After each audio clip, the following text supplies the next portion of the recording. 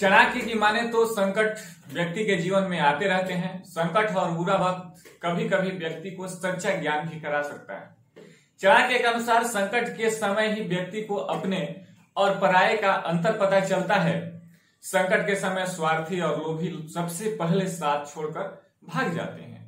व्यक्ति के बुरे समय में जो साथ खड़ा रहे और हर समय मदद तथा सहयोग के लिए तैयार रहे, ऐसे लोगों का साथ कभी नहीं छोड़ना चाहिए।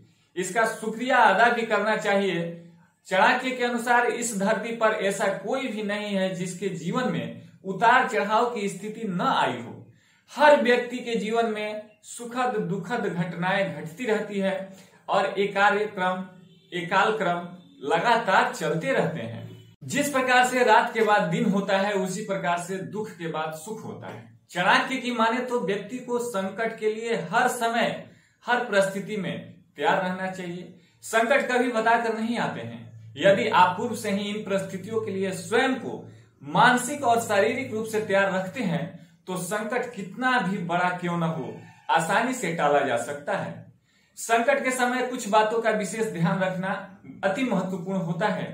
जो लोग चाणक्य की इन बातों का हमेशा ध्यान रखते हैं, वे संकट का सामना आसानी से कर लेते हैं।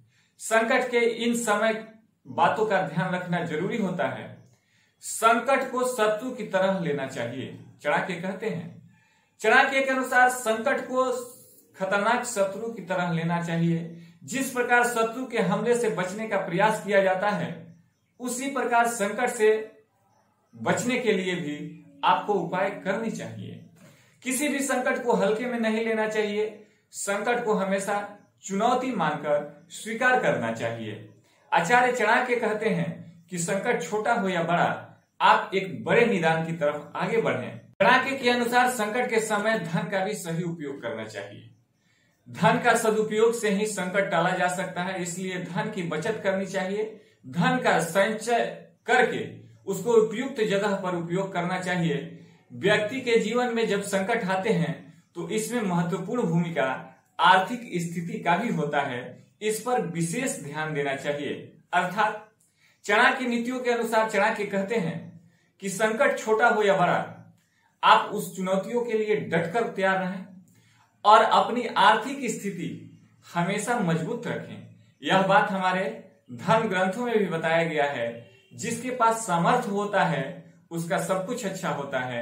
जो असमर्थ होता है, उसका अच्छा भी अच्छा नहीं होता है। फिर मिलते हैं एक नई जानकारी के साथ अगले वीडियो में। आपको ये जानकारी, जीवन पद्धति से जुड़ी हुई जानकारी कैसी लगी, आप हमारे कमेंट सेक्शन में जरूर बताइए।